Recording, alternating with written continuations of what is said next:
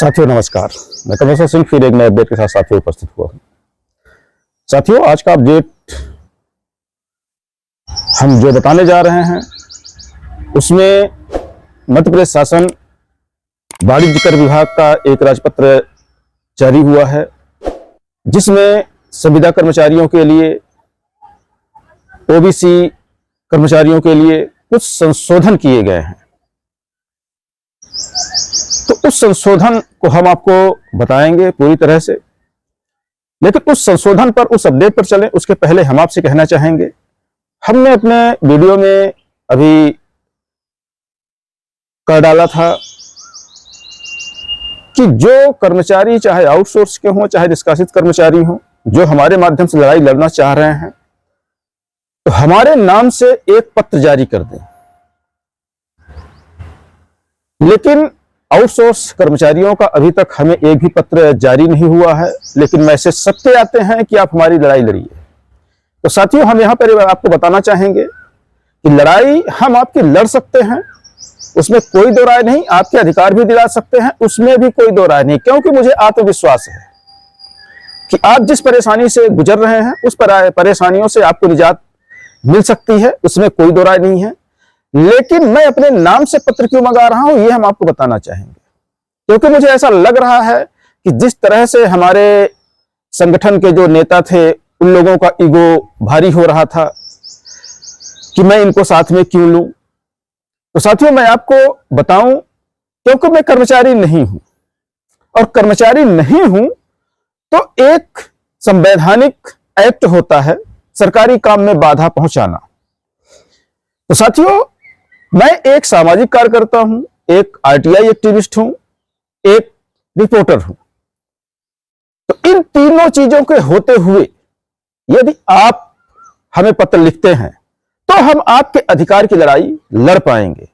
और जो ये सरकारी काम में बाधा पहुंचाने का जो एक्ट होता है, ये कानून जो होता है, वो यहां पर पूरी तरह शिथिल हो जाता है। यदि आप एक पत्र लिख के हमारे नाम से हमें ये कह देते हैं कि हमारी ये समस्याएं हैं, इन समस्याओं का आप निदान कराने का कष्ट करें।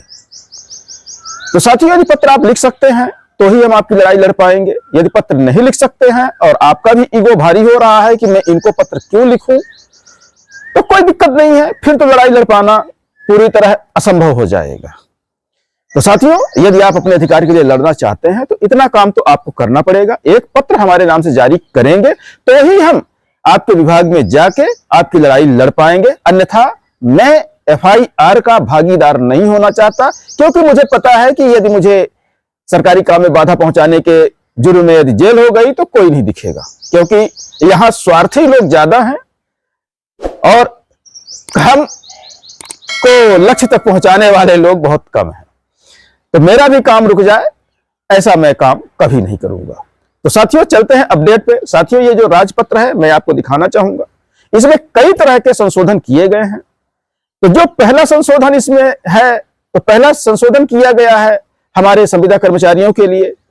आप देखिए मैं मार्क करता जाऊंगा। तो संविदा कर्मचारियों के लिए संशोधन किया गया है, उसमें मध्य प्रदेश शासन ने जो उनको आयु में छूट प्रदान की है, वो आयु में जो छूट है, संविदा कर्मचारी किसी भी नियमित सेवा भर्ती में अपना जो फॉर्म है वो 55 साल तक अप्लाई कर सकता है। तो साथियों पहला संशोधन ये किया गया है कि मध्य प्रदेश शासन के बनाए नियम को इसमें जगह दी गई है, आप 55 साल तक आवेदन कर सकते हैं।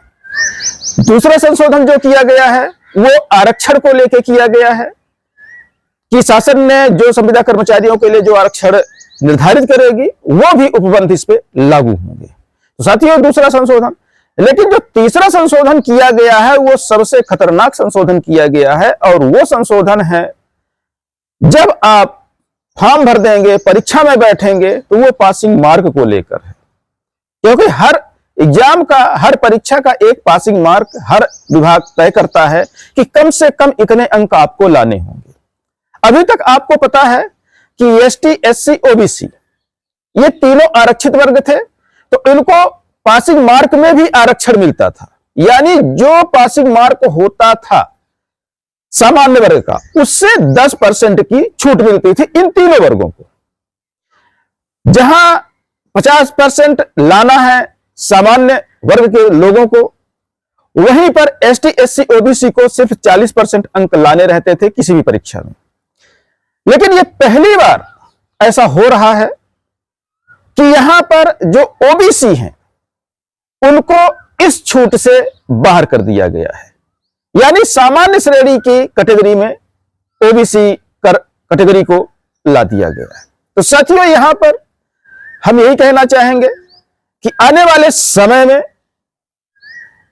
ये जितने भी आरक्षण ओबीसी के हैं वो शायद खत्म कर दिए जाएंगे, कि जो आपको आरक्षित सीटें हैं वो भी आपकी खत्म होने की कगार पर हैं, क्योंकि शुरुआत हो चुकी है इसकी।